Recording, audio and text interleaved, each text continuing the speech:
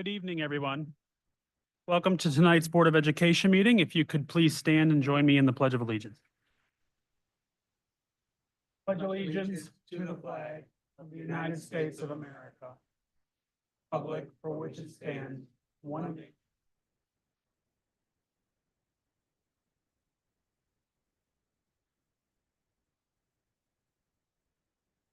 I'd like to start off with a moment of silence for the following individuals. Patricia Brown, a retiree of the North Syracuse Central School District. Mendo Glemchevsky, a graduate of the North Syracuse Central School District. Janice Brown, a graduate of the North Syracuse Central School District. Kenneth Baker, a graduate of the North Syracuse Central School District. And John Stassi, a graduate of the North Syracuse Central School District.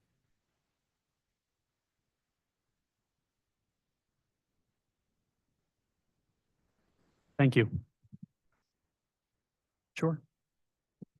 I want to speak about the first person on this list, Patricia Brown. As you know, I've been in this district a long time and worked in this building as an elementary teacher. And Pat Brown, that's what we called her, was a kindergarten teacher. And Chris, her room was right down where your office was, with those little munchkins in first grade. And later she became a kindergarten teacher. And then when they closed this school, in 77, she went to Roxborough. She was a dedicated teacher. And again, one of those people I'm so glad I was fortunate to know and laid the foundation of where we are. Thank you. Thank you. We have a couple of presentations this evening. First up, we have the New York State School Boards Association District Legislative Challenge Recognition. So the floor is yours.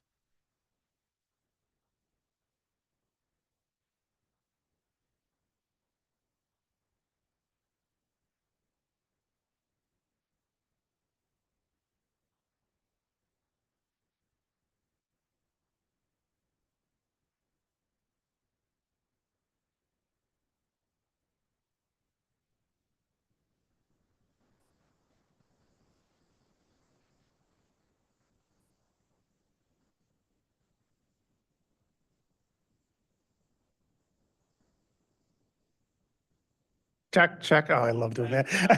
No problem at all. So we're here. I drove out here today. We're to honor Robert Crabtree, who's your advocacy liaison. He's done a great job. He's the grand prize winner of our liaison challenge, which was to meet with every representative, I think, the state and federal legislature, and he did reach the gold status. Which he's going to get a plaque, which we'll have to make sure we get a good picture of, and a luggage tag and a $10 Dunkin' gift card for that. So exciting stuff here. He also is the grand prize winner, so that's really exciting because all the gold people, I think they threw into a thing, and you were the winner of that as well. So this is a big doings for you, Robert. So, as somebody who does the legislative stuff myself, it's a lot of work, and we really appreciate our members who advocate for it. And one of the nice things that I think we really saw last year in particular, they really stuck up for us, I think, across the state, the legislators, Democrat, Republican, whatever. They really went to battle, and that had great manifestation with the governor's budget this year for the most part. It's a pretty decent budget by all accords, and it's because of a lot of the legislative work that Robert and his colleagues do. So on behalf of NSCSD, I just say, we really, really appreciate all the hard work that you do and all the extra meetings. You don't have enough meetings. You got to go to all these other meetings, but it really makes a huge difference in the lives of our kids, and we thank you for that. So can we get a picture with the, oh yeah. It isn't just me. It's this entire board. It's our student representative. It's our superintendent. They're very supportive of our committee. Matt is on the committee, legislative committee. Paul is on the committee. Josh is on the committee. We have a lot of students on the committee, and it's the work of the committee. And like I said, we're on the speed dial for our representatives, and we're still on it for this year. Thank you.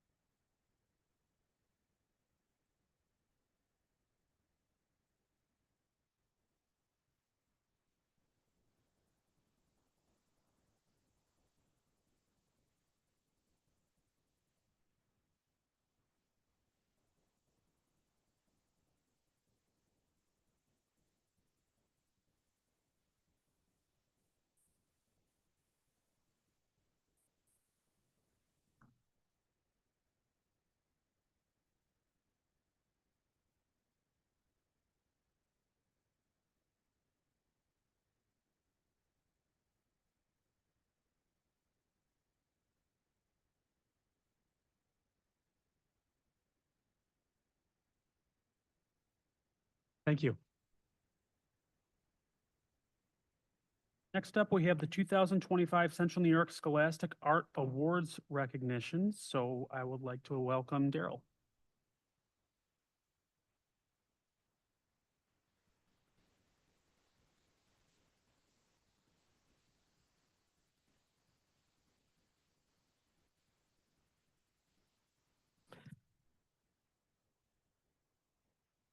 Good evening. I'm pleased to speak with you regarding a truly remarkable achievement that reflects not only the talent of our students, but also the growing legacy of arts education in our community. As I share this information, I invite you to enjoy the accompanying slide presentation highlighting the exceptional artistry of our Gold Key Award winners.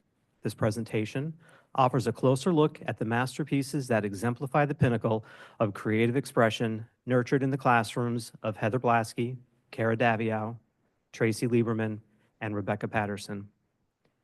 For over 70 years, high school students across Central New York have been celebrated through the Central New York Scholastic Art Awards, a tradition that recognizes creativity, innovation, and academic excellence in the arts. This year, our very own CNS High School and North Syracuse Junior High School students have once again elevated that legacy by earning a record-breaking total of 182 awards.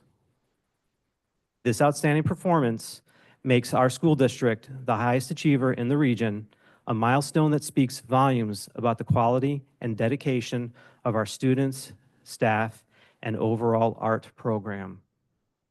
The awards are broken down as follows. 88 works of art received honorable mention awards.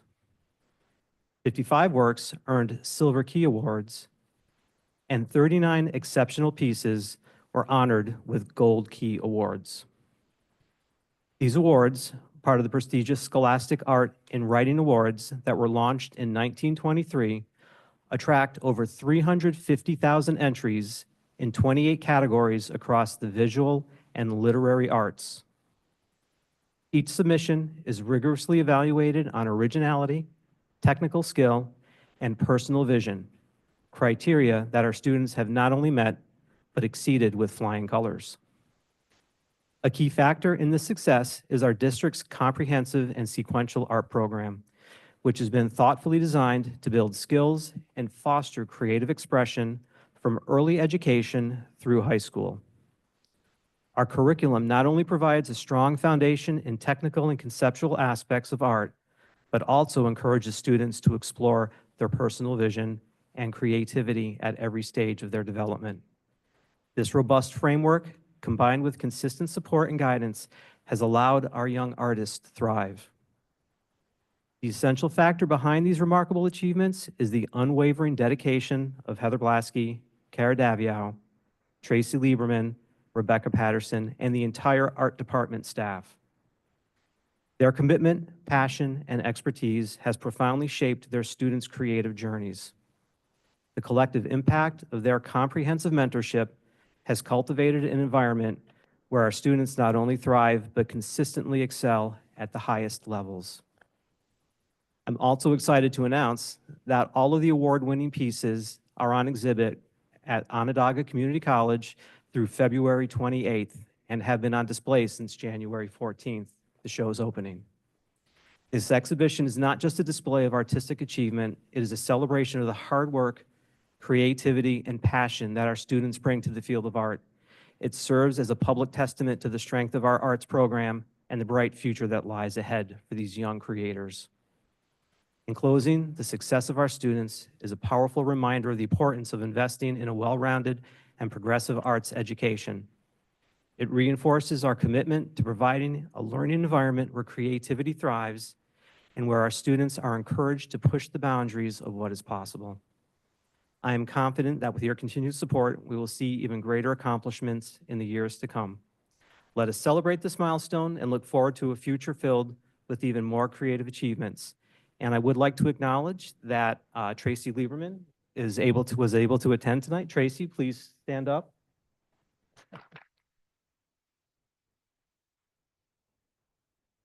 And thank you.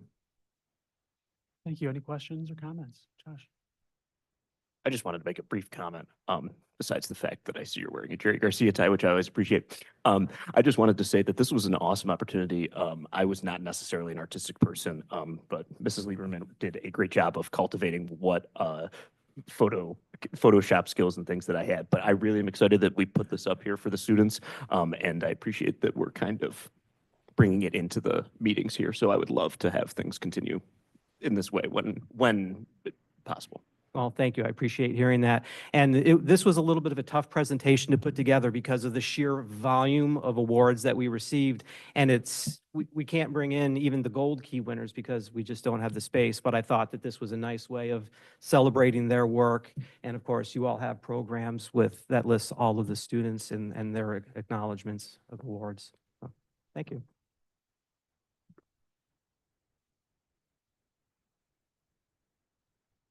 All right, next up, we have Mr. Keegan for our initial budget presentation.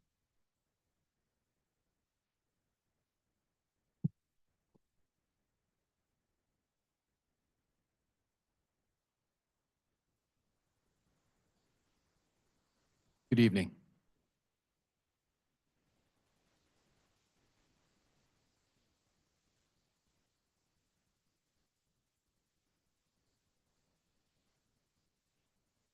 So I think this warrants a explanation, a reminder what the initial budget is. So budget process is a long process. And one of the things we try to do right up front is ask the question, hey, if we just did everything we did last year and we add all the cost increases we know about, what might this look like? And are there a few things we already know that we've committed to?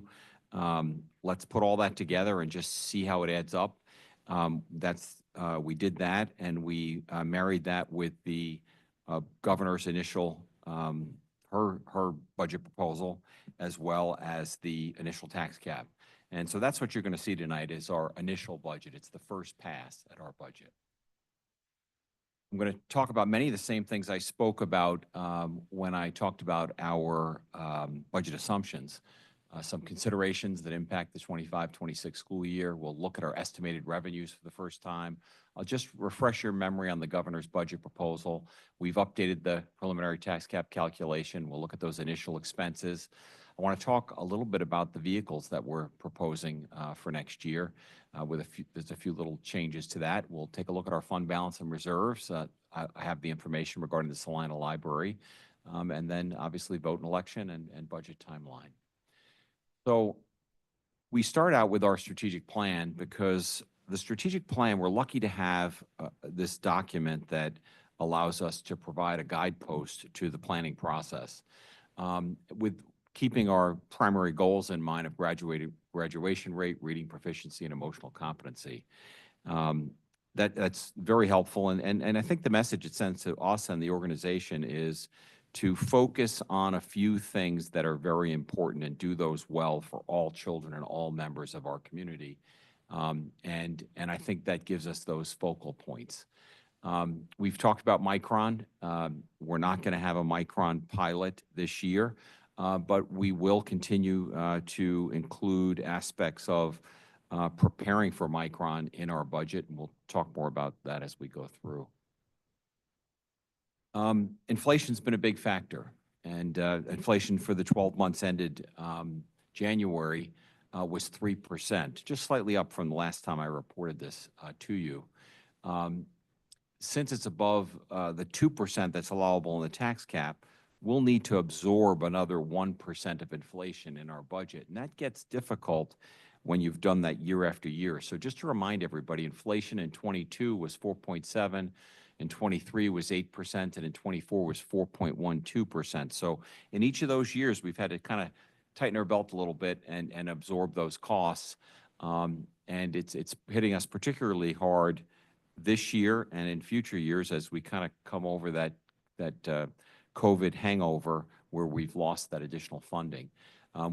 Happy to report we've settled numerous labor contracts. We're on the home stretch here. But those contracts have higher than inflationary increases because our employees have borne high inflation over the last 4 years. And so those contracts are higher than the inflation rate. As I mentioned, we're coming through COVID, and we have a little bit of a hangover in that we've no longer have the federal stimulus funding, ARP and CURSA. And unfortunately, we're still seeing some academic gaps and social emotional issues resulting from the pandemic. This chart just shows you that inflation over the 12-month period. And the reason I like this chart is if you focus on that bar to the far right, the 3.3% for all items less food and energy, that's really the impact of inflation. Energy, as you know, we participate in NSMIC, the New York State Municipal Energy Consortium.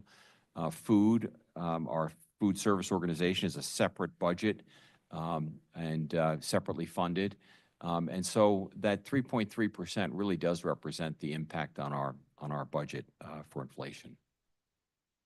Foundation aid, I think it makes sense, the changes that, we know the Rockefeller Institute has done a study and provided that to the governor and the legislature, and they've reviewed that. And it does make sense that some changes be made in that formula. And the governor has selected two items around poverty and has replaced some information, the 2000 census information, as well as the free and reduced lunch information to make those aspects of the calculation more accurate. However, we find ourselves, as a result of having significant declines in enrollment, we find ourselves now being one of those districts that is a held harmless district, meaning that when we do the calculation, the increase under the calculation for North Syracuse is slightly under 2%. So we're going to get a 2% increase because that's what the governor's proposal was, 2% or whatever the formula indicated. In our case, we're hold harmless, so we're going to get a 2% increase. Not sure, but we hope that the legislature will continue to work on this, and we'll see when the final budget comes through on April 1st, what the actual increase in foundation aid may be. And keep in mind, too, that the foundation aid formula includes a lot of moving pieces. So the final foundation aid might, in fact, change just based on the final data that comes through to support the calculation. So here's our first look at revenues. I shared with you, and I've got the supporting slide to show you that our general state aid is going to go up about 3.25%. The single biggest piece of that is foundation aid, going up 2%, and the others are expense-based aid. But we're going to have about a $2.8 million, $2.9 million increase in general state aid. Pilots at this point we're projecting to be the same. We're still waiting on our final pilot calculations. Again, it will not include a pilot for Micron. No material changes until you get down to the use of general reserves. You may remember that last year we made a decision to use our general reserves. Unfortunately, we only had a little over $1 million in the reserves. So unless we finish the year this year with a surplus, we're not in a position to commit the use of general reserves again because we don't have those to commit at this time. So that's a $1 million reduction in our revenues. Medicaid, we've done a great job working with BOCES on our Medicaid billing, and we anticipate billing about $900,000 this year, $100,000 more than next year. And other revenues, which is an assortment of other revenues, will be up about $101,000 this year. Building aid, you can see, is up significantly, and that's due to the fact that we have so many projects underway. And the tax levy is up 3.04%, and I've got a slide to show you the detail on that. Just to remind you, this is the state aid calculation. The green line there shows you I called it 3.25%, rounded up to 3.3%. The increase in our total aid without building aid. And then building aid is up, as I said, significantly due to all the projects we have in place. And then a number that is worth mentioning is our universal pre-K funding. We're eligible for about $2.4 million of funding, but based on enrollment and based on the caps that they have in the tuition per student, or the cost per student, we're going to only collect about 2.1 million this year in universal pre-K, pretty consistent with what we collected for the 24-25 school year. Tax cap, this was, last time I reported it to you, was 3.08%. We're down to about 3.04% now. But again, we're waiting on some information on pilots, so that could change slightly. Expenditure assumptions. We remain optimistic about health benefits at an increase of about 4%. We'll continue to watch that each month through the budget season. I've talked about in the past TRS and ERS costs. Those are published by ERS and TRS, and I want to reiterate, I feel fortunate to be in New York State, where our pension funds are substantially fully funded, so that when we make appropriation in our budget for ERS and TRS expenses, we're not paying for the people who retired 5 years ago. We're providing for the people that currently work for us now. And that's really important in terms of our fiscal health as a district and as a state. Salaries and wages, as I mentioned, include negotiated wages, and those contracts have settled to about 4.25% for the 25-26 school year. And then our energy, we are under a municipal energy contract that was put in place in May of '24. Obviously, this year, we're going to see in the early part, this winter months, early part of 2025, that our usage is probably more than we expected due to the cold winter, but we'll see how the year ends out. But that's our exposure with a contract like that in terms of budget, is will we have a colder or warmer winter, hotter or cooler spring and summer months in terms of our utilities. On the expenditure side, same captions I've always shown. A couple of things about that salary and wage number that warrant explanation. No, we're not giving our employees a 6.73% increase. They're going to get a 4.25% increase in accordance with the negotiated contracts. However, when we did our budget last year, we only assumed a 3.75% increase for our employees. And in fact, we gave them a 4% increase. So that 0.25% will manifest itself here as the appearance of a higher increase. Just to remind everybody, when we negotiated our contracts, though, our employees agreed to hiring contributions for their health care. Again, that helps us with that projection for benefits because our employees will be paying more in the 25-26 school year, a higher percentage of the benefit.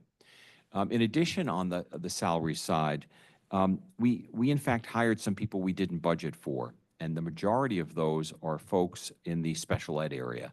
When a child moves into our district, they go through the CSE process, and an IEP is produced that determines what their needs are, and we meet those needs, and often that requires hiring a special ed teacher, OT, PT, speech, or perhaps a teaching assistant. And we've done all of that this year, and those are factors that drive up our salaries and wages. Debt service is up quite a bit, but again, that's due to the building projects that we have underway, and you saw that we have the building aid there to help us with that debt service number. Contractual, BOCES, supplies and other are pretty much tracking with inflation, with the exception of a slight reduction in our equipment budget. And that's our expenditure increase. It's about a $16.3 million increase. Again, if you take out the increase in debt service, it's down around 5%. So we have a lot of work to do to balance the budget, because our expenditures are $6.8 million more than our revenues at this time. Talk about the transportation or vehicle proposition. Couple of things that the board has been very supportive of, and I think the community has as well. We don't like to have a lot of buses on the road that are over 10 years old, because they are out of warranty. The frames begin to rust, and we have difficulty with passing DOT inspection, and it becomes more expensive to maintain an older bus. So with that, we've historically purchased 12 buses a year, 10 larger buses and 2 special needs buses. This year, we want to substantially do that, but let me explain. Instead of buying 2 special needs buses that are shorter, we'd like to buy the special needs buses a little longer this year. And what that allows us to do is it allows us, for our special needs students, to keep them further separated on the buses. It allows us to manage behavior a little bit better. It also gives us a bus that is air-conditioned with 3 wheelchair positions that we can use when we're not transporting special needs buses for athletic and co-curricular trips. On the larger buses that we traditionally buy, we're still talking about buying 65-passenger gasoline buses, but we'd like 2 of those buses to have larger fuel tanks. We have found that we're doing trips out of the area, and just to relieve the burden of having to refuel that bus, for a small cost, we can get a 100-gallon gas tank on the bus. In addition, we can have cargo storage areas underneath the bus, which makes them easier for use when we're doing athletic trips and co-curricular trips and field trips. This also supports our booster clubs. Often when you see a trip where we have a coach bus, which we don't do a lot, those are paid for by our booster clubs. So to the extent that we can have a 65-passenger bus that has a larger fuel tank and some storage underneath, again, the cost is nominal. I'll have those costs for you at our next meeting. But the cost is nominal, and it's a good investment in our fleet. And then M&O, each year we try to buy a few M&O vehicles. We're looking at a larger mower, a couple service vans, and a truck to add to the proposition consistent with what we've done in prior years. On the fund balance side, it's too early for me to tell you where our year is going to end up, whether we're going to be favorable or unfavorable. There's a lot of line items in the budget, and unfortunately, some were unfavorable right now, and others we are running favorable. So at this stage of the game, hedging my bets a little bit, I'm just saying that we're going to spend the budget this year, and therefore our fund balance shouldn't change. But importantly, we'd like to keep our fund balance at or slightly above 4%, which is what is recommended by the Comptroller's Office. On the reserve side, as I mentioned, the only change here is that we're adding interest for our reserve funds, as that's what would cause them to grow. And then in terms of usage, we've done a few things. We've used some of our capital fund to support capital projects, and we've used that general liability fund to support the budget this year. And that's why we have the reduction. It's roughly a $4 million reduction offset by interest that we're going to earn this year. Library, as you know, we've got a great relationship with the Salina Library right on our Rocks campus or adjacent to our Rocks campus, and they're proposing a nominal budget increase. This will be a separate proposition for those voters who vote here at the district office in the Salina Library area.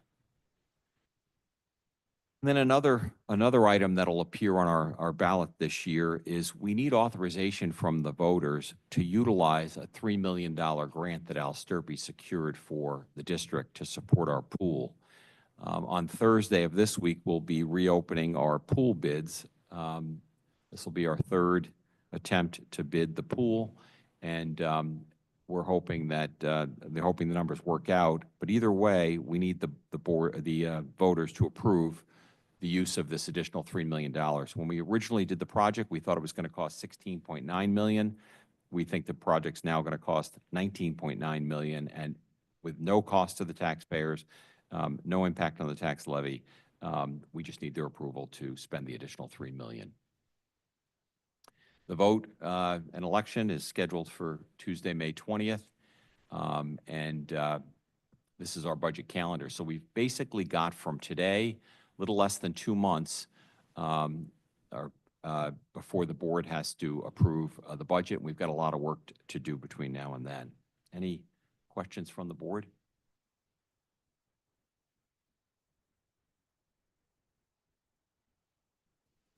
Okay, well, thank you Don. very much.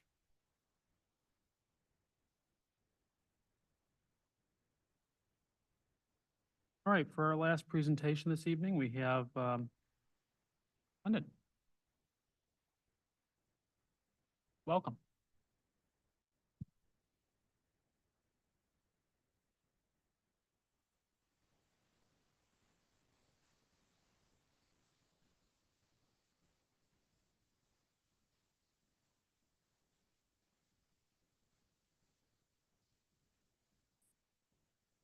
Thank you so much. Thrilled that I didn't have to follow Daryl Redmond and the great, works of art. Not sure if it's good or bad that I'm following the budget presentation. But actually really excited to come and share with you again about the areas that fall under my supervision. You'll see over the past few years, I've kept consistent with the format just so that you can kind of follow along and keep up to date on walking through where we've been at with professional development, with the world languages, and with English as a new language. So you have some of the notes in what was included in the board packet. Forgive me for reiterating some of that for the audience who doesn't have all those details. But we had a really exciting summer with our professional development, having 144 in-district offerings and then a number of out-of-district offerings with 540 individual registrants. And you saw in the notes it's 466 unique users. So what that means is 466 different individuals took advantage of our summer professional development. The 540 means that some folks went to multiple offerings, but that 46 unique users represents about 50% of our teaching staff and about 30 to 35% of our teaching assistant staff that took advantage of some of the professional development offered over the summer. And you saw that we had almost 4,000 hours of professional development completed this past summer, and a number of different offerings. Again, tech coaches did a great job with providing an extensive amount of summer PD. You can see that they serviced almost 900 participants between online and in-person offerings, which was really great. They are always very popular with what they offer. Our instructional coaches, our math coaches, our restorative practice folks, we had SEL sessions, very popular. We also saw an increase in the TCIS trainings for special education this past summer. BOCES had both synchronous and asynchronous offerings. We had a variety of different targets and audiences, from psychologists, the restorative practice specials. AI picked up this summer. That was an area of new interest and continues to be. We had a number of book studies. A great book called Braiding Sweetgrass became very popular. That is written by a Native American local author who connects the local the species and the flora and the fauna to some of the Native American history, and then brings it into embracing diversity. It's become very popular. It can be used across multiple content areas. It was a very, very popular book study. In addition to some of the teaching center sessions, if you're wondering what Hugging Porcupines is, if you saw that in the notes, it was a session on building meaningful relationships with some of your more difficult students and how to kind of establish those great relationships. And then we had some out-of-district, very popular offerings, include Teaching Channel, EdWeb, and AFTs. Share My Lesson was something that NSCA offered to our catalog, and a number of our union members took advantage of that as well. Again, new staff orientation, I'll give you a moment just to read a few of the feedback comments there.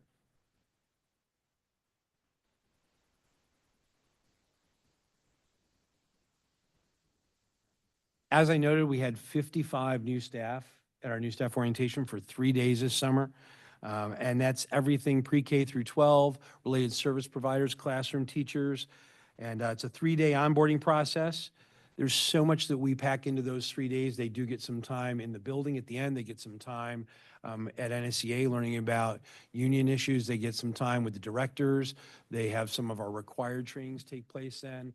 It is a real full immersion. And then for those folks, it's actually followed up with 4 half-day effective practice sessions across those first 2 years that are led by our consultant teachers.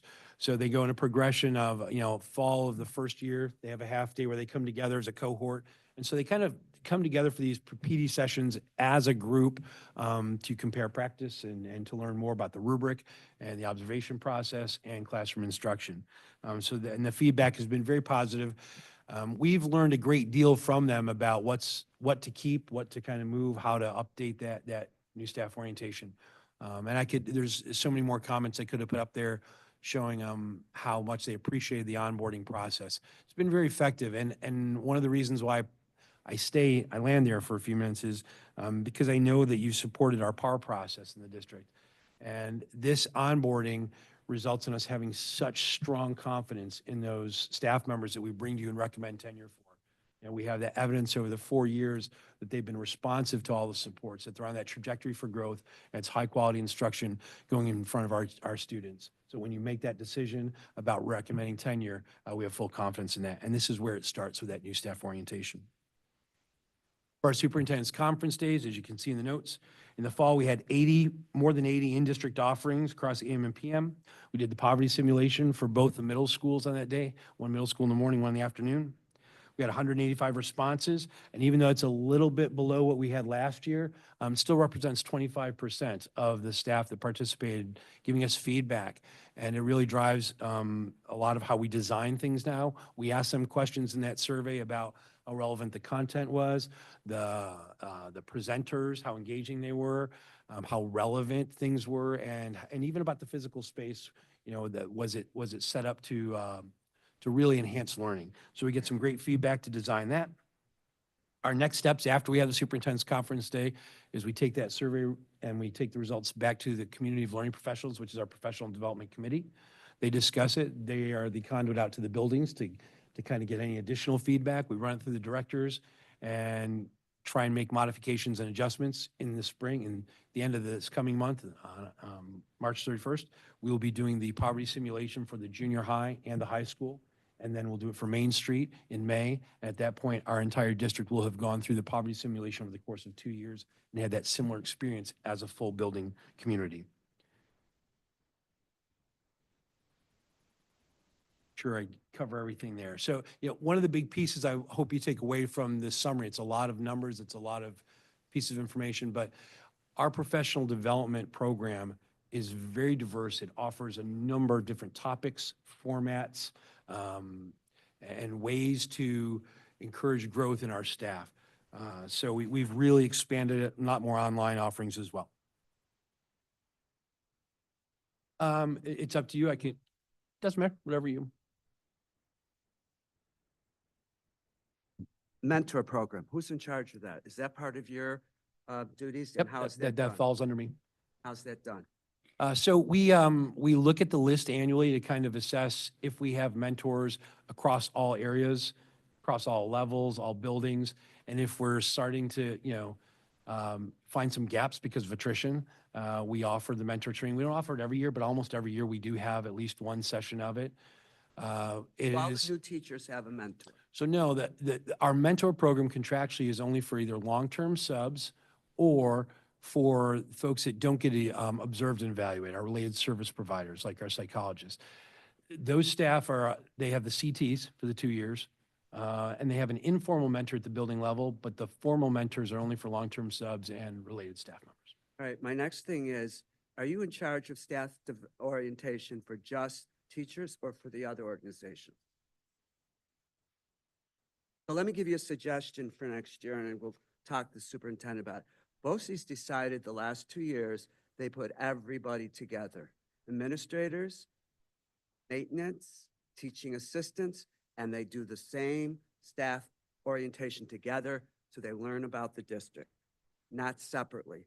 And my other thing I want to say before you go on is, and I know my president will disagree, we need a day at the beginning of the year where everybody's together. I don't like this Allen Road, Bear Road, everybody doing their own thing. And yes, they have it on the video and you'll meet your superintendent.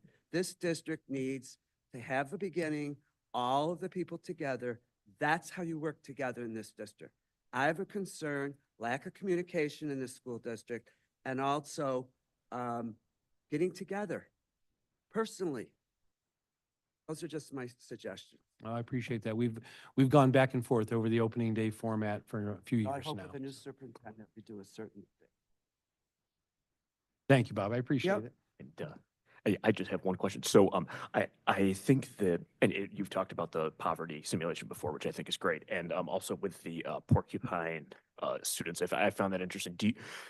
And as our population and the superintendent has done a good job of talking about this, where our population, even though it is decreasing, our special needs students, the population is increasing, ELL populations are increasing, and things of that nature. So what I'm asking is, do you think that right now, where the current structure stands, that we are giving the adequate support to teachers as far as a long-term uh, a long-term view of how they can work with students from year to year who have situations that they may have never really been through themselves? And I know it's a hard thing to do, but maybe just looking at ways we can continue to give that to teachers. So, it's looking long-term rather than kind of helping and putting a Band-Aid on. Yeah, I mean, I can just personally respond to that, we have discussed a number of ways. Back when Mr. Bowles was here and Mike and Dr. Ward, we started having these conversations about, do we formulate an idea where all staff go through certain almost modules to ensure that they've all had professional development in certain areas across the board that's consistent district-wide. But that the challenge is around building a system for that, because currently the professional development is a balance of both voluntary through, using the contractual hours and district initiatives. So trying to find those ways. That's kind of why we switched the superintendent's conference days to be more director-driven, to make sure that we can cover certain things that, like poverty simulation, where we can say we need folks to attend this. So we've looked at different ways and different models for that. We haven't quite hammered out what the system would look like for that, But I think you're right. You need some assurances that everybody is equipped in a number of areas because of the changes, if I'm hearing the question correctly. Yeah, thank you.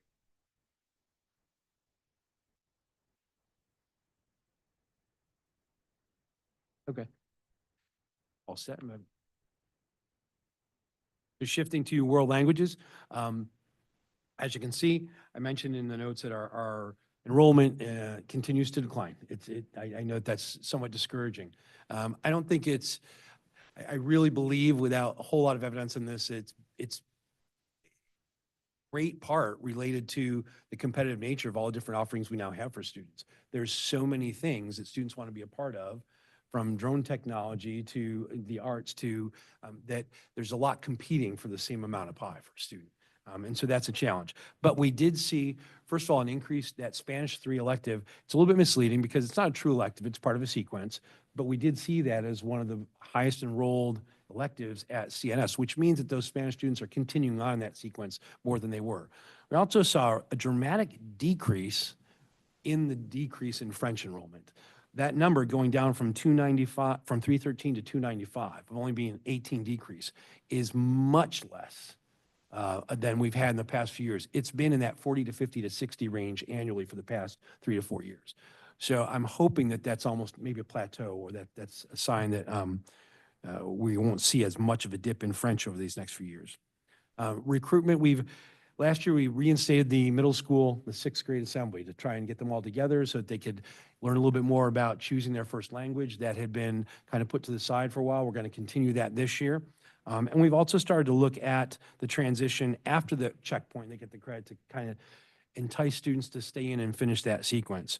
And we're currently revising our protocol for placement as to, what the progression that students follow, so that if they struggle in the first couple of years of a world language, they aren't automatically out of the sequence later on down the road, providing those options so that they can stay in that sequence moving towards graduation. Some of our current initiatives, we're wrapping up the pilot process. We're, right the week before break, we had a meeting, our pilot subcommittee, and we're getting ready to land on the vendors. And it's actually been a great process. It's a great subcommittee, and they are all aligned with what they're hoping that we're going to adopt. E-Doctrina, we're closing out the final few units at each level to have that work done by the end of June 2025. And we've kind of moved around with our end-of-year assessments. The past few years, you've heard me talk about the Apple assessment, and it's parts of that worked really well and parts didn't. As a 7-12 department, they came together to create like a hybrid of that, where some of the components we are creating in district because we feel it's more authentic, like the speaking component, and some we're still doing online because it's more efficient and it makes more sense. So they've really explored, it's really truly more of a standards-based assessment for world languages. I think most importantly for me to share with you is our celebrations and our successes. It's really, really great. Our Sealed by Literacy program, going back to last spring, I noted in there that we had 38 recipients. The numbers in parentheses were from the year prior to that. So last spring, we had 38 recipients. That means in '23, we had only 20. We had 6 Ls last spring. We only had 2 the year before that.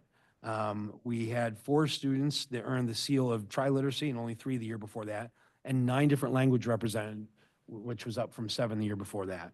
This year, despite kind of getting a late start, and very much thanks to the work of Ariana Rosario, who is the ENL coordinator, she came tonight. Her coming on in November and not having that September, October runway to start off with, she is still has 34 students currently participating in that. So I expected us to see a dip in the seal by literacy this year, and she has worked hard over these past 3 months to keep that right up there, and we're looking forward to a great seal this spring. We had presenters from the department at the LECNY conference. We had the Montreal field trip last spring, which was a great success, and then in a couple of weeks, there's a group of students in Spanish at the high school who are going to go see Don Quixote right here in Syracuse. So they're continuing those enrichment opportunities. And probably the biggest piece, I'm hoping I get a question on this, is we finally have our inaugural member of PRILE, which is the Puerto Rican Hispanic Youth Leadership Institute. And as you see in the bottom photo up there to the left is Andrea Iqbal. She is our first participant in that. North Syracuse is now part of the program. This is a program where these students get to go down to BOCES about once a month, and they work together as a group and they collaborate. And then toward the end of the year, they are invited to Albany to actually go down on the floor and work with the politicians. And it's really a great experience. And so we're thrilled. Again, Ariana Rosario gets a great deal of credit for being the liaison to help us get this launched and off the ground. And then we have Hispanic Heritage Month and French Week and World Language Week all coming up. So many great celebrations. You can see the top right is a picture from the Montreal field trip and from the cathedral. The junior high staff celebrating, the middle schools doing their celebrations. There's really been, they are really all in. The department is really invested in trying to keep the program alive and keep it vibrant. Any questions on world languages before I move on? I wanted to comment on how important world language is and love the Seal by Literacy. It's such a great program. And I have one kid in sophomore in college and one's a senior in high school. So I've done a lot of college prep, and college stuff the last few years. Colleges want to see world language. And I don't know, a lot of people might not know for Spanish and French 4 and 5, you're getting college credit. So I have one kid who loved language and one who didn't, but it's helping them both. So definitely, if you can encourage your kids to keep doing Spanish or French 4 and 5, it's really going to help them get into schools and give them, some college credits going in. Yeah, absolutely. And So thank you. yeah, no, you're very welcome. And I can't, again, reiterate enough, the work that Ariana's put into it and the support that we've had. Our teachers, we have Festival of Nations coming up Wednesday night, and that has grown a great deal. We've, since coming out of COVID, it's become not just a high school world language celebration, but it's an ENL program celebration too, with the families coming out. And we have a number of administrators that are going to come out to be raters that night, as well as we probably have about 10 or 12 administrators coming out, and then a number of our teachers, where our Seal by Literacy students are going to give a practice run for the English portion of their Seal presentation and have 2 folks rate that and kind of give them some feedback on it, and that helps them earn points towards the Seal. And so we've had a really great turnout. Dr. Ward's going to be there to be one of the raters, and Dr. Leahy's coming out, as well as a number of the staff from both our ENL department and our world language department. So really thrilled at the investment in the program overall. So thank you.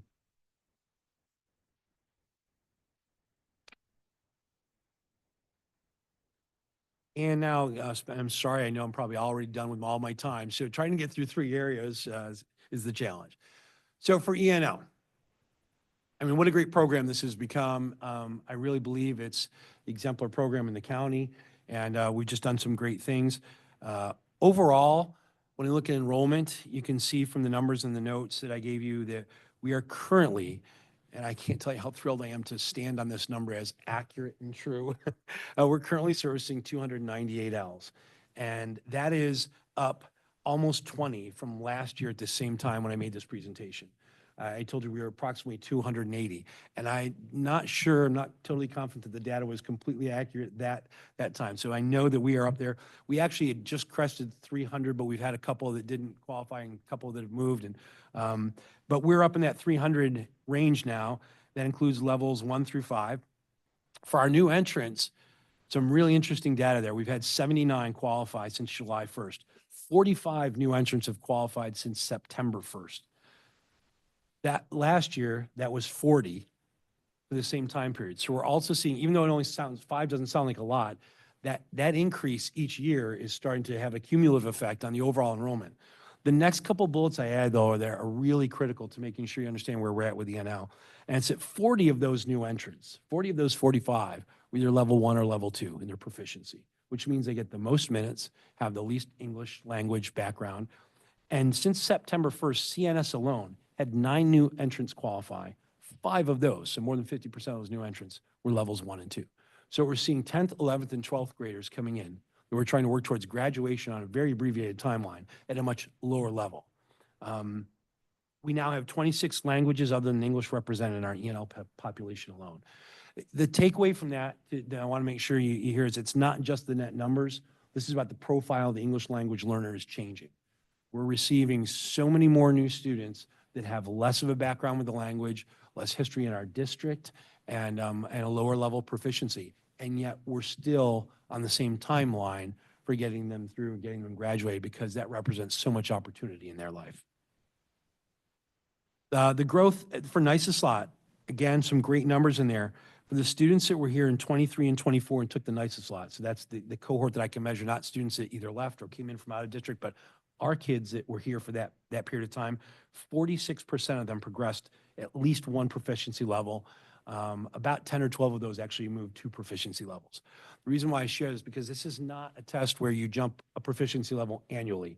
You could stay at a proficiency level for a few years before you get, there's not that many bands so that's having almost half of our Ls move one proficiency level in a year speaks to the quality of instruction of our ENL teachers. They're doing an amazing job with these students to support them, to differentiate for them, to scaffold for them for the language, and to get them through success while helping them acclimate and feel a sense of belonging in a really new situation. For many of them, a very, very novel situation. And you can see that with our current NSCSD scores this past spring, almost 80% scored at levels 3, 4, and 5. So the pattern we're seeing is a number of students coming in at a very low level. We're moving them annually, and that we're scoring very well in the NSCSD given our quality of instruction. So our challenges, again, it's ensuring that the families can navigate our system and navigate their community because they're very new. Meeting the regulations, the state mandates within our system constraints. There's so many of those regulations that are non-negotiable from the state, and yet we have the constraints in the system. If we were to only meet some of the minimum number of minutes required, we'd have students that were only getting an ENL teacher support at the high school in an English class and then going out to all of their other classes without any support and navigating life science and calculus and, and world history without any type of ENL support. The access and capacity, making sure we have professional development for everyone so that our regular ed teachers are now equipped because they're in those situations of not having the support all day, every day.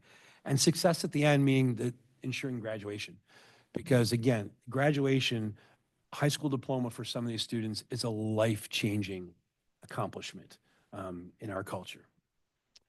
So any questions about English as a new language before I go on to the next? Well, actually, quickly I'll move through this slide. So some celebrations. We strengthened the Festival of Nations is back, and it's vibrant, it's growing, it's expanding. So we're thrilled about that. But we're also starting the new. This year we had a parent support night in the fall here, right before the holidays, where we had OCC come in and spoke to some of our parents about FAFSA and how to apply for a number of different colleges. They weren't just supporting OCC, they talked about a number of schools. And we had a number of families come out on a really bad weather night in the middle of winter to learn about how they could get their kids to college. So we're trying to expand that support.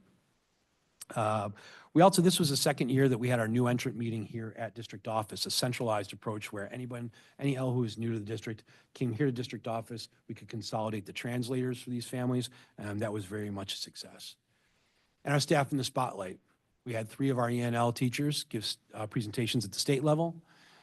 We have one of our ENL teachers, Ariana, who works at the state level on the NSCSD, working on the assessment itself. And we had Lydia Roldan, who was chosen as our North Syracuse Teacher of the Year. So some great work on the ENL staff's part. Our next step, we want to expand that support. We'd like to take those parent meetings and make them possibly monthly. maybe meet at the public library, do some things about healthcare, do some things about banking, some other topics, so we can, again, not just help the students, but their parents navigate our system. Increasing the capacity by increasing translation services, professional development. And the last bullet there is, again, my final thanks to you for the approval of the ENL coordinator position, because in 3 months, the amount that we've been able to streamline and organize in our system through the registration process, all of our Ls, when they enter the district, are now screened by one person. Ariana handles that for every building. So we know it's consistent. We know it's the same process. We know that we're not taking ENL teachers away from classroom instruction to then screen these students. We're not pulling them out of that servicing time. And that is just totally changing the efficiency and the accuracy of our process. And I'd be remiss again if I didn't share with you the names of all the people who are behind this work. Just great teams in every one of these areas. CLP is a great committee that has some wide representation. We have great two-way communication with the buildings, World Language Department, English as a New Language team, and the consultant teachers. So again, I thank you. I know that's over my time. If there's any other questions, I'd be more than happy to answer them.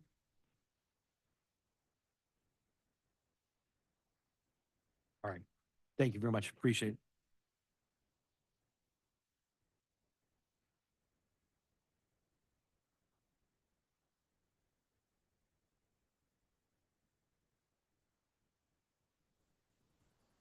Okay, we have no comments from the audience this evening, but as always, welcome the public to come and share any comments with the board. Board of Education Committee reports. Mr. Thorne is not here this evening, but I will say that we got our Erie 1 BOCES policy manual draft back, and it is on the agenda tonight for a first reading. That just gets it into the system so we can actually look at. Mr. Crabtree. So Legislative Committee, which we meet once a month, and we'll be meeting March 5th at 5 o'clock. Jill sent out the memo today. It will be in the North Syracuse Library, Junior High Library, because of kindergarten registration in this building. At this time, I know our guest knows about these, Capitol Conference, which many of us attended through virtual. I want Paul and Josh to do a little talking about that, what you saw. And as you know, we meet with students and staff and parents. So if you could do a little presentation on that. Paul attended Lobby Day in Albany, and he was meeting with Xavier, his boss, Al Sturpey, and I believe also Chris Ryan, Senator Ryan, and then many of us. And this was awesome for our new superintendent to attend the Central New York School Boards Association breakfast. And if we could talk a little bit about that and what we heard, the next meeting will be really interesting.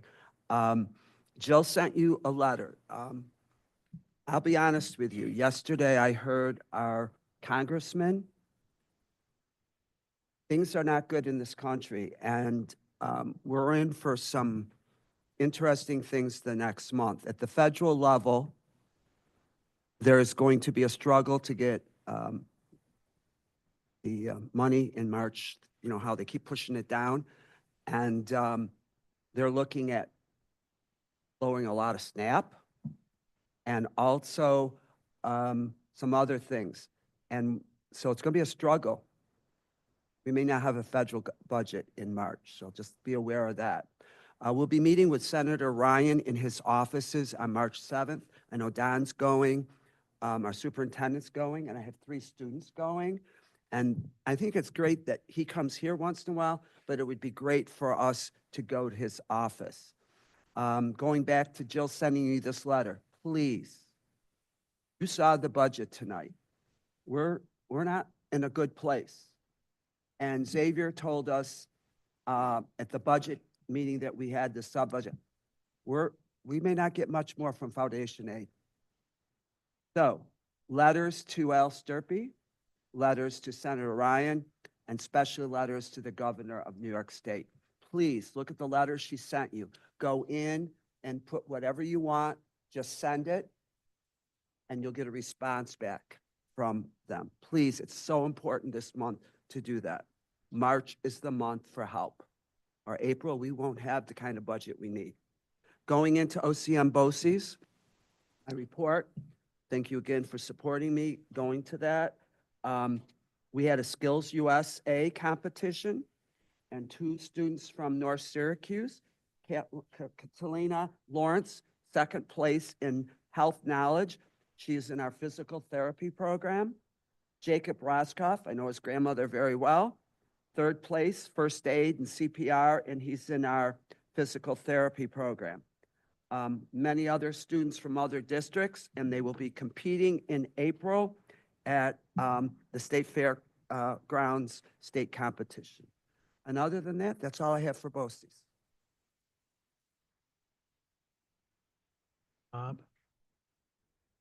Dr. Ward. Thank you. I just have a couple of quick notes here. One, I do want to thank the Board Policy Committee. I know because I did this in my former district, it takes a lot of work and a lot of fortitude to get through the policy book.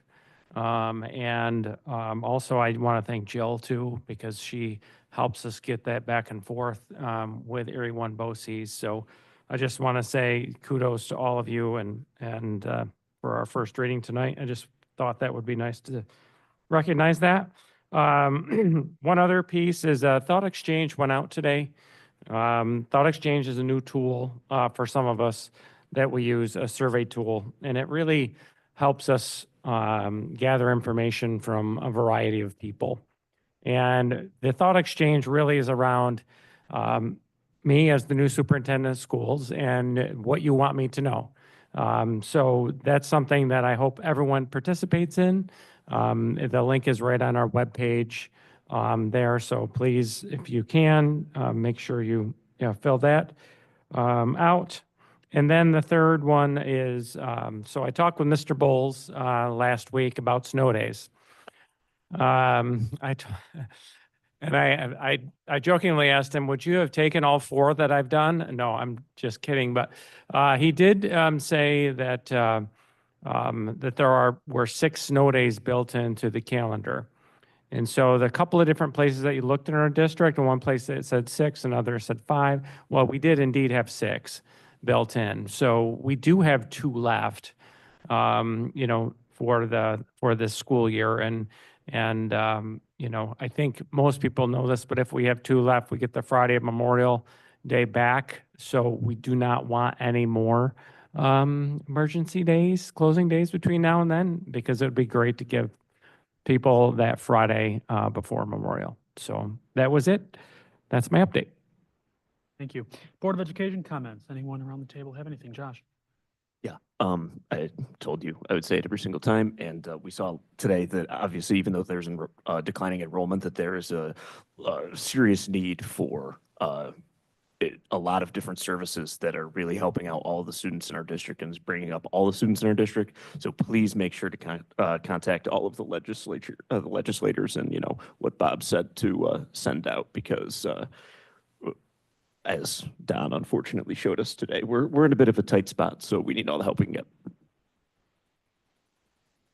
Shout out real quick, just both the girls and boys wrestling team had kids make states, which is a huge, big deal. So I know Shay Ellsworth, I'm afraid to say them all if I forget anybody. Shay for the girls, and I know Kennedy Thomas and Casey Calfez for the boys made it. And if I forgot somebody else, I'm sorry, but that's huge to make the state tournament for wrestling. So good job, both boys and girls wrestling.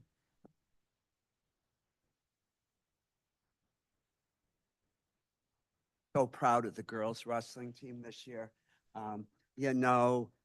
We've only had it for 2 years, and we have girls going to the state championship. So spelling bee. So Chris, were you in charge of that this year? Jamie Sullivan. So God bless Jamie. Well, one of our students made it to the top 20, Elijah Earhart, North Syracuse Junior High, and it will be March 22nd, and then it's going to be done that day, but then it'll be aired on April 1st. So we wish Elijah good luck. Hockey team, let's go through everything. The hockey team is the best, I think, ever. They just won either yesterday or the day before, so they'll be going to the semifinals. Our girls' basketball team, unfortunately, there's somebody down the road here is not too happy, but we beat Liverpool. Liverpool's the #1 team, and they still are the #1 team, but we'll see what happens in a couple of weeks. So we're in the semifinals. The boys' basketball team, are you ready for this? 19-1. 19-1. They only lost one game. That was Utica Proctor. Unfortunately, Rome is #1, but we'll see what happens after the things. And I want to thank Dr. Ward for going to a lot of the games, and I feed him and his son or daughter, but that's all right. Cheerleading.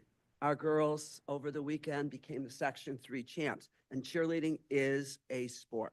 You know, thank God for that. It is a sport, and our girls were the champs.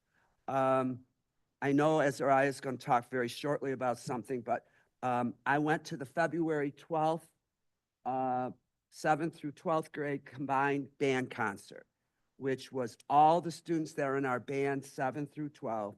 And what was amazing was that a composer, Larry Clark, wrote a piece for just our school district called the North Star Fanfare.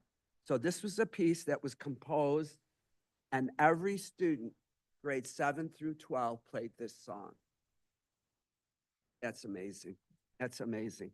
Winter Guard show is this coming week, 1 o'clock, Saturday at the junior high. And I always say it's great to be a North Star. All what our kids do. And I want to thank the board members that helped Jill put together a basket for our students. And I won 2 baskets, so I'm very, very happy. And so is the superintendent, because he likes Reese's Pieces. So thank you for the district for everything you do. It is a great district, great district. Azariah. All right, kind of going off what Mr. Crabtree was talking about, I just wanted to say thank you to everyone for putting together a basket. And we had an absolutely great turnout to give back to our food pantry at the high school. So I just want to say thank you to everyone who went to the games. It was just an amazing chance to see how much togetherness we have in our district. And I wanted to talk about tomorrow. The Optimist Club is actually hosting their oratorical contest. So I wanted to say good luck to all the students participating in it. And I also wanted to say that just be on the lookout, because I know the Optimist Club, I talked to Mr. Crabtree about it, is collecting some things for the Francis House for older individuals, to my understanding. And I'm going to get more information, stuff like chapstick, towels. I'm going to be able to send out a message to you guys about it, and just kind of talk about it more at the high school to try to get more student participation. And I want to talk about the Festival of Nations. That's going to be on Wednesday, 5 to 7 at the high school. And I know last year, the Human Rights Club, we opened, and we're going to be opening today. So I'm going to be opening up the Festival of Nations with a speech kind of about some of our initiatives, and also just why it's important to kind of look at our differences as a good thing, especially right now with, you know, just a lot of stuff going on the federal level, just in our country. It's kind of good to take a broader perspective and look at kind of a celebration in our district as kind of like what should be modeled in our country. And I'm going to talk more about that in my speech. So definitely come and support if you can. And next, I'm going to talk about it a little bit in my speech as well with the CNS Human Rights Club. I wanted to give a shout out to Ms. Heyman at the high school. So over February break, she visited Gambia in Africa, and we were able to use the funds that we collected with our raffle basket to support teachers in Gambia with sanitary products. And we also were able to donate $800 towards a nursery. And I'm going to have more information about that. And I know Ms. Heyman is looking towards presenting, and they're going to be making a nursery and actually naming it after our district. And it's actually amazing, because when she was there, she was like, it was really eye-opening, because there was a hospital in Gambia and there's only 3 hospital beds. So you have about 10 women who are giving birth in one day. So you see women having to share hospital beds, or even having to give birth on the floor. So it's absolutely just kind of the conditions in one of the poorest countries in Africa. It's just, you know, astonishing at how just how little some people can really have. So I think it was amazing that our district, the Human Rights Committee of this district came together and donated and put money towards a nursery. So I just want to say thank you to everyone, all the students, all the staff who participated in that. And I want to say Friday, on behalf of the Book Van Gogh and also the NSCA is going to be a family book giveaway. And that pretty much sums up all my comments. Thank you. Thank you.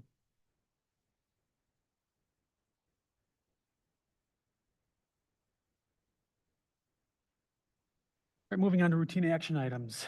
Item A, consideration of approval of minutes from February 10th. Do I have a motion to accept those minutes? Josh?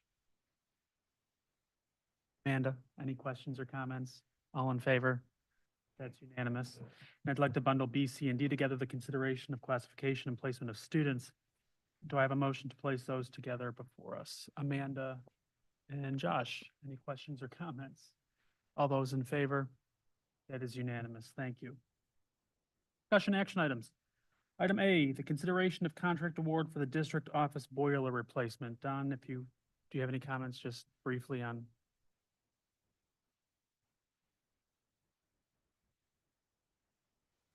Great, thank you.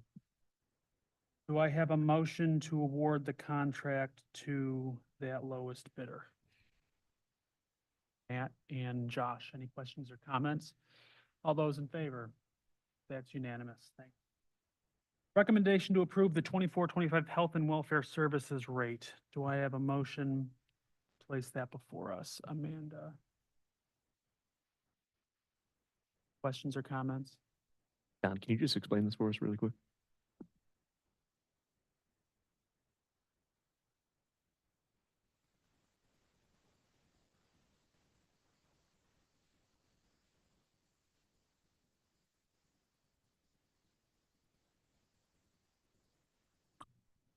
All those in favor? That's unanimous. Thank you. Next, we have the first read of the new policy manual that was edited and developed with Erie One BOCES. The tuition rate, thank you. Recommendation to approve the 24-25 estimated non-resident tuition rates. Do I have a motion to place those rates before us? Matt and Josh, any questions or comments? Those in favor? That's unanimous. Thanks. Now on to the Erie One policy manual. This is, over the last 2 years, we've worked with Erie One to take our existing policies and put them into a new manual with Erie One. This is the first read that will allow us to go through these policies after they've been all completed. So do I have a motion to place that new manual for us? Amanda and Josh, any questions? No, it's not in there because I asked Jill. I know superintendent said we're looking into cell phones. I hope that that something comes across quickly on this. All those in favor? Thank you. Next, we have the recommendation for approval of the contract between the North Syracuse Central School District and CSEA Local 1000, AFSCME, AFL-CIO North Syracuse Custodial Maintenance Unit 7811-02, and Onondaga County Educational Local 874. Motion for that, Josh. And Matt, any questions or comments? I want to thank our team, Don and Mike, but also BOCES, because the team over there worked very hard on this. And I know a lot of changes were made, but it's the best for everybody. Thank you. Those in favor? Thank you. Recommendation to approve the separation agreement between an employee of the North Syracuse Central School District and the CSEA Local 100 North Syracuse Custodial Maintenance Unit. Motion to place that before us. Josh, any questions or comments? All those in favor? That is. We have a gift this evening. The Fangler Foundation has donated 11 Mac Minis, which includes the keyboard and mice for a value of $24,000. So recommended action is to accept with gratitude that gift. Do I have a motion? Accept that, Josh. Questions or comments? All those in favor? That's you. Before we go into personnel reports, I want to acknowledge some retirements. Antonetta Pignati, a school bus driver, is retiring with 36 years of service. Barbara Sewell, a teaching assistant, is retiring with 21 and a half years of service. Lisa Rofo, an elementary teacher, is retiring with 26.6 years of service. And John Parvisi is a school bus driver who's retiring with 6.3 years of service. So as always, we thank them for their service and wish them a long, happy, and healthy retirement. We need an executive session before we take personnel items. Do I have a motion to accept personnel A as submitted? Bob and Amanda, any questions or comments? All those in favor? That is. Support staff B, do I have a motion to accept that as submitted? Josh and Amanda, any questions or comments? All those in favor? That's unanimous. And at this time, I'll make a motion to move into executive session for the purpose of reviewing one legal matter with no action to follow and one personnel matter with no action to follow. Do I have a second? Amanda, any questions or comments? All those in favor? That's unanimous.